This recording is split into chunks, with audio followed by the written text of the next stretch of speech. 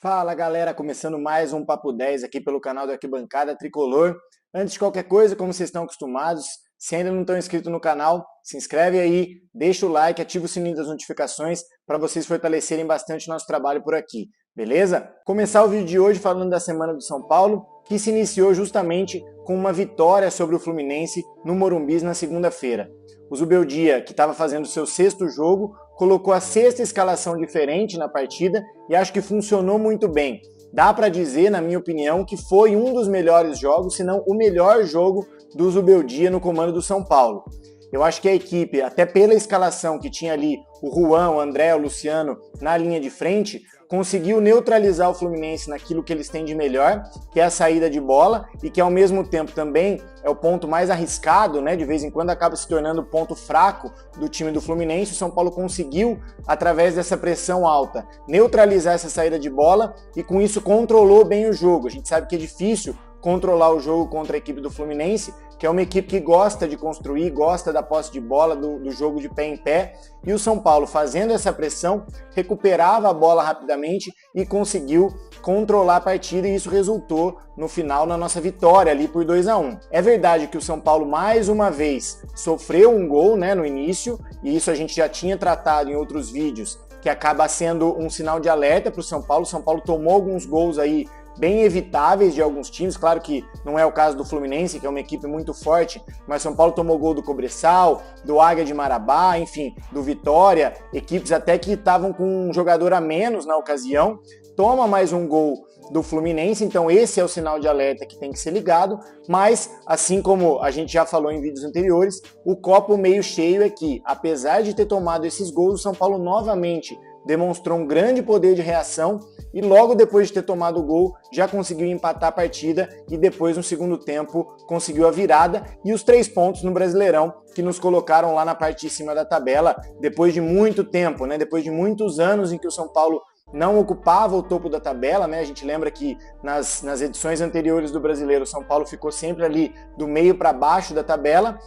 ainda o começo agora, mas o São Paulo se coloca com essa vitória no pelotão da frente ali, o que é muito importante também para a nossa temporada, né? O Campeonato Brasileiro é um campeonato muito importante para as pretensões do São Paulo e esse começo, essa arrancada de começo é muito importante para que isso seja concretizado, né? Para que o São Paulo consiga cumprir esses objetivos no Campeonato Brasileiro, que é um campeonato que acabou ficando um pouco esquecido nos anos anteriores. Falando ainda do jogo contra o Fluminense, eu gostaria de destacar não só a atuação coletiva do São Paulo, né? Que como eu disse, eu achei que funcionou muito bem no coletivo, e algumas atuações individuais que já nem são tão surpresas assim mais, né? Como por exemplo o Nestor, que joga muita bola, né? Foi muito boa a volta dele, né? Muito bom para o time ele ter voltado depois da lesão, já voltou muito bem, Zubeldia dando muita confiança para ele por aquele setor esquerdo do campo, onde ele também jogou no ano passado com o Dorival. Então,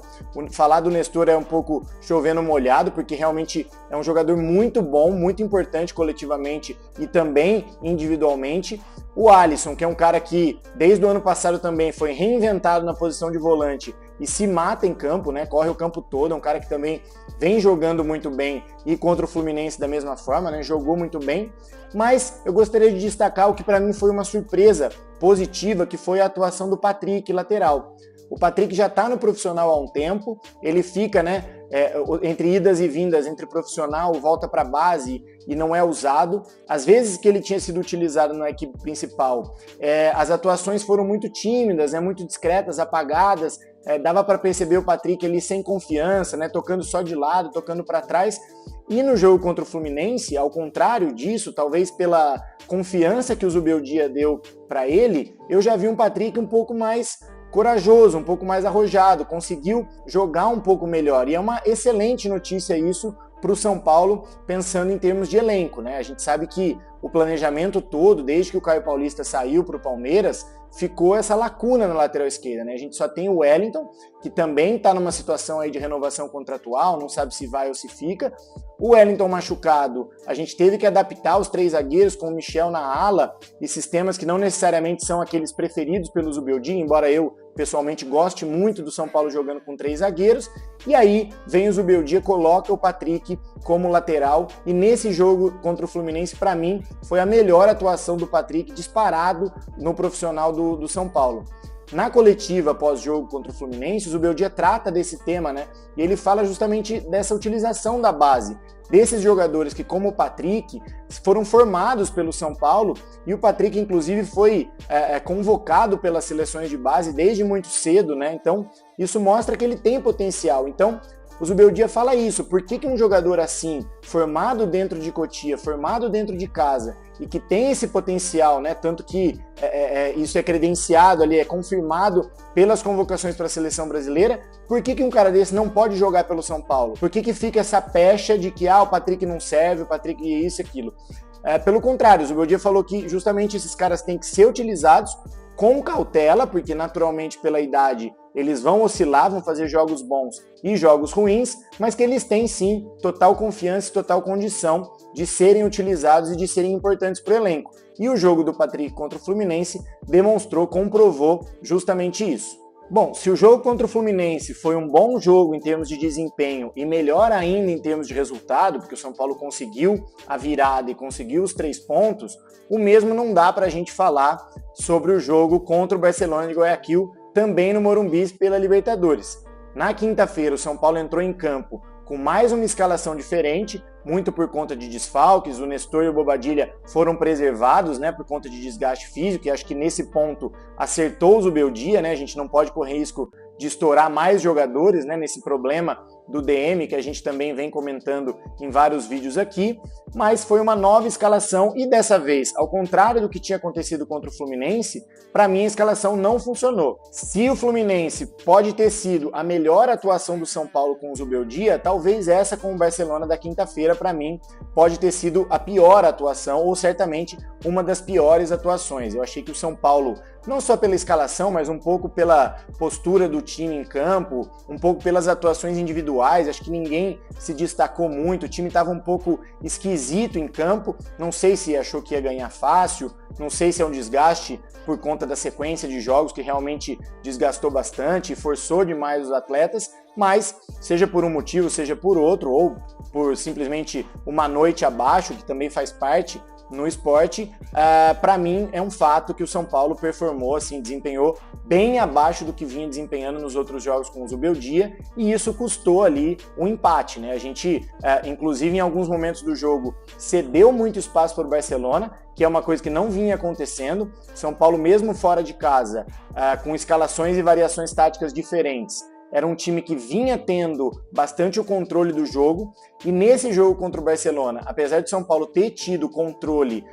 em termos de posse de bola, eu acho que em efetividade o Barcelona foi até melhor que a gente. As principais chances e os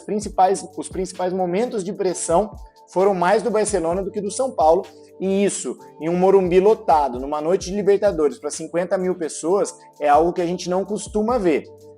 Então, assim, a minha opinião sobre o jogo de quinta-feira, o São Paulo não desempenhou bem,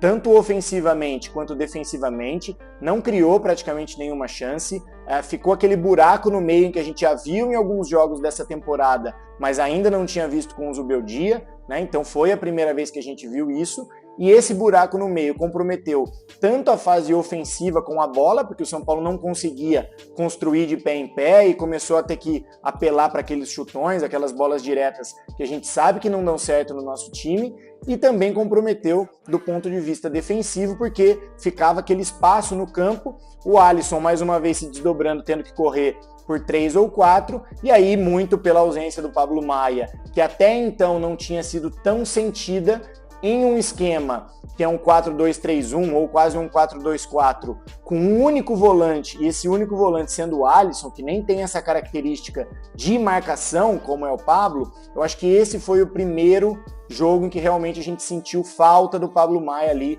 para poder recuperar essa bola um pouco mais rápido, tirar a transição do Barcelona e com isso sufocar um pouquinho mais, pressionar mais próximo do gol do adversário, né? Talvez, se isso tivesse acontecido, São Paulo poderia ter conseguido fazer um gol, e aí mudaria, obviamente, todo o contexto do jogo. Não foi isso que aconteceu, o São Paulo criou muito pouco, ficava ali circulando bola numa zona que não tem perigo nenhum, né, entre os zagueiros, e aí lá na frente acabava forçando alguma jogada, perdia a bola e tomava um contra-ataque ali, quase sempre gerando algum tipo de perigo. Pensando na sequência da competição, é verdade que esse empate não estraga, né, não elimina as chances do São Paulo ainda ser o primeiro do grupo, porque mesmo que tivesse ganhado do Barcelona, teria que ganhar também do Talheres para garantir a liderança do grupo, mas esse empate distancia um pouco o São Paulo das pretensões de ocupar ali as primeiras posições da classificação geral. Ainda que o São Paulo ganhe do Talheres e vá para a liderança do grupo, o que é óbvio, muito importante, porque isso garante ali pelo menos o jogo de oitavas para ser decidido no Morumbi,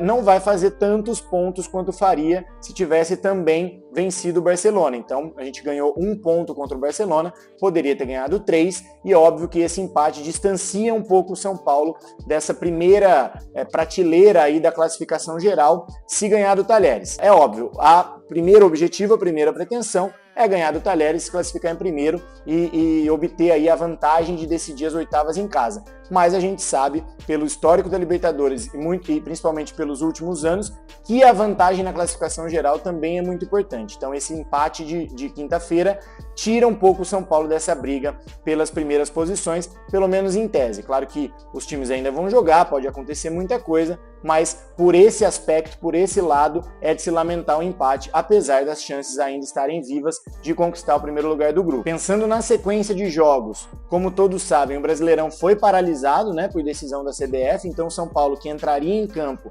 já na segunda-feira contra o Cruzeiro, não vai mais ter esse jogo foi adiado, portanto nosso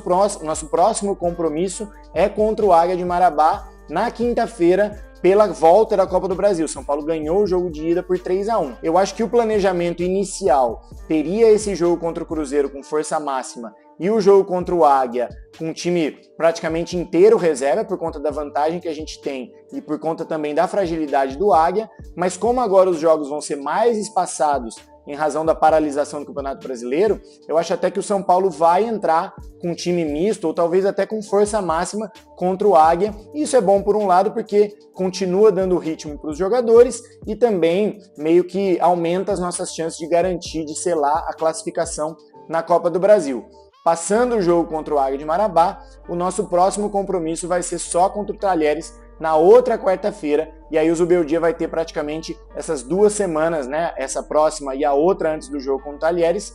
para treinar, algo que ele não teve desde que chegou no São Paulo. Então, por esse lado, se a gente pode olhar algum ponto positivo nessa paralisação, pensando, óbvio, especificamente no aspecto esportivo, né, não na questão das enchentes, a questão humanitária e tudo mais, mas do ponto de vista do São Paulo e do ponto de vista esportivo, né, estritamente, essa paralisação tem esse ponto positivo, que é justamente dar para o Zubeldia e dar para o elenco essa possibilidade de se recuperar, de treinar um pouco mais, de conseguir entrosar um pouco mais dentro das ideias madres, né, que o treinador fala que ele tem, e talvez essa seja uma vantagem para que a gente chegue no próximo jogo contra o Águia de Marabá e consiga fazer um bom jogo para garantir a classificação, e principalmente depois na outra quarta-feira contra o Talheres, um jogo de extrema importância que vale literalmente a liderança do grupo na Libertadores. Bom, esse foi então mais um Papo 10 aqui pelo canal do Arquibancada Tricolor. Espero que vocês tenham gostado. Semana que vem tem mais, a gente tá junto. Valeu!